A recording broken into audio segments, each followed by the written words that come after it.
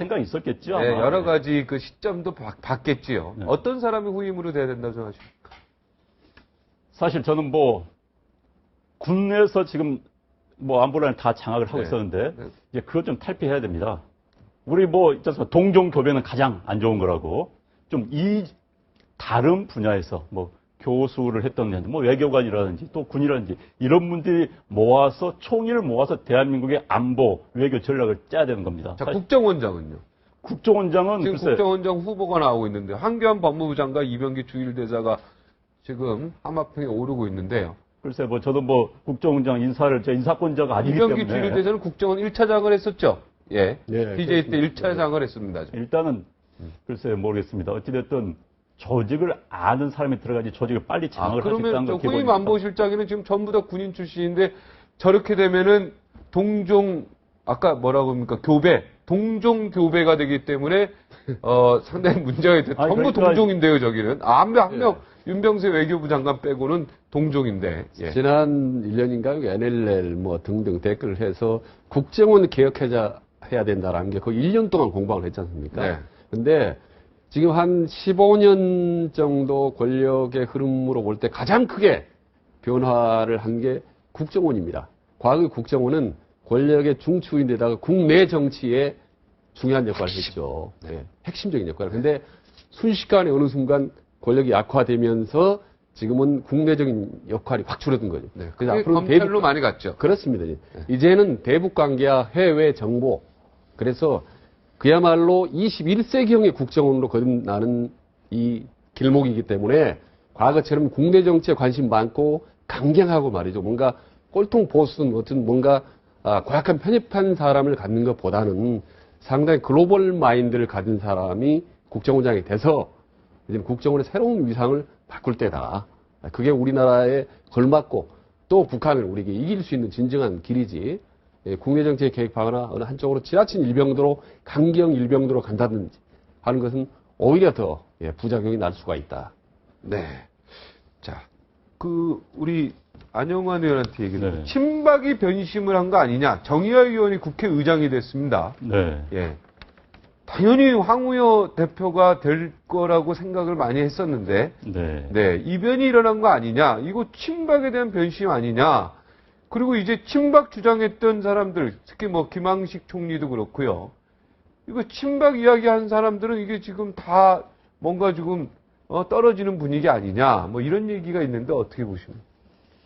일단은 사실 표차가 제가 보도를 보니까 굉장히 많이 굉장히 났더라고요. 두 저는 배 차이 뭐 남습니다. 비슷비슷하게 가는 걸로 알았는데 2배 이상 차이 난 거 100 대표 대 보니까는 46이니까요. 완전히. 그건 일단은 뭐 친박을 떠나서 뭐 일단 정의화 의원과 황우여 의원 개인에 대한 평가가 컸던 것 같습니다. 일단 이 부분에 대해서는 네, 친박이냐 친약을 떠나서. 이제 기본적으로 국회의원들은 친소관계 굉장히 많이 작용합니다. 네. 사실 뭐 친박 친약은 크게 상관이 없이 뭐 상임위를 같이 한다든지 또 옆자리에 앉는다든지 방이 의원회 가서 같이 뭐 있다든지 하면 굉장히 친하게 지내거든요. 그런 친소관계가 일단 굉장히 많이 작용을 하고요.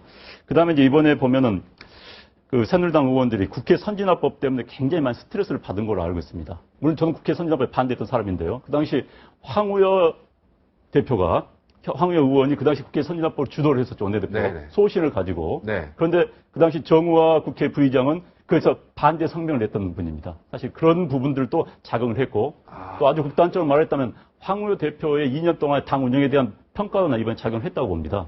게다가 이제 정우화 의원 같은 경우는 지난번 2년 전에 지금 강창희 국회의장과 당내 경선을 했었습니다. 국회의장 차를 놓고. 네. 그때 떨어진 다음에 계속 인간적인 관계, 의원들과 관계를 맺어온 걸로 알고 있습니다. 그런 것들이 작용을 하면서 했고요.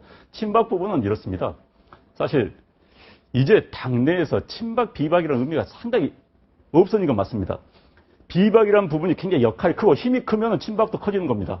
결속력이 강해지는 겁니다. 비박이라는 건 사실 그게 많지가 않거든요. 언론이 어떤 의미에서 본다면 언론이라는 게 레이스 저널리즘이라 해서 각종 경쟁을 해야지 좀 재밌지 않습니까? 네. 자꾸 이제 그 네이밍을 하는데 그렇게 제가 볼 때는 워낙 친박이 사실 이번에 19대 국회의원 된 사람들은 비례대표 그래서 대부분이 친박일 수밖에 없는 겁니다. 왜? 처음에는 친박 대 친이를 했는데 친이가 어디 있습니까? 그러다 보니까 이제 언론에서 슬그머니 친이란 말을 빼고 슬그머니 빼고 이제 비박이란 말을 어떻게 네이밍을 했더라고요. 그런데 그 비박도 그렇게 딱 잘라 너는 친박이다, 너는 비박이다 하기가 쉽지가 않습니다. 정치라는 게 밖에서 본 것처럼 너는 이쪽 이렇게 그렇게 된 게 아니거든요. 다 친하죠. 그러니까요. 다 인간. 그런 여러 가지 분위기 속에서 아마 이런 결과가 나온지 하는 것입니다. 그리고 정치적인 이제 흐름 자체가 많이 변했습니다. 과거에 이제 대통령 후광 효과라고 하는데요. 저는 대통령에 가깝습니다. 이런 얘기를 하면은 과거에는 바로 프리미엄이 먹혀 들어갑니다. 네. 근데 지금도 그게 있습니다, 물론. 근데 그거를 과도하게 내세울 경우, 그럼 바로 역효과가 나는 거죠. 대표적인 게 이제 김황식 전 총리였는데, 이제는, 대통령 후광 효과, 가까운 것, 있는 그대로 가야지, 그걸 활용해서 뭔가 하거나 확대 재생산을 하려고 하면 바로 역풍을 붑니다. 과거랑 게 달라졌네요. 엄청 옛날에는 달라지죠. 대통령의 이야기다, 예. 대통령 친하다 이런 얘기하면은 굉장히 그게 효과가 엄청나게 그럼요. 시너지 효과가 컸는데 예. 지금은 아니다. 이를테면 제가 모임을 몇 개 하는데 네. 거기에 이제 청와대에 있던 참모들이 와서 네. 명함을 딱 내밀 경우에 네. 전에는 볼 것도 없이 고개를 팍 숙이죠. 아이고 청와대 오셨습니까? 예. 네, 이렇게. 지금은 바로 똑바로 하십시오라고 바로 이렇게 나오거든요. 똑바로 하고 예. 웬만하면 빨리 가세요. 예. 이렇게 오히려 정말 오히려. 시대가 크게 변하는 거죠. 네. 그러니까 더 겸손하고 더 낮게 가야 대통령 휴강 효과가 있는 거지. 네.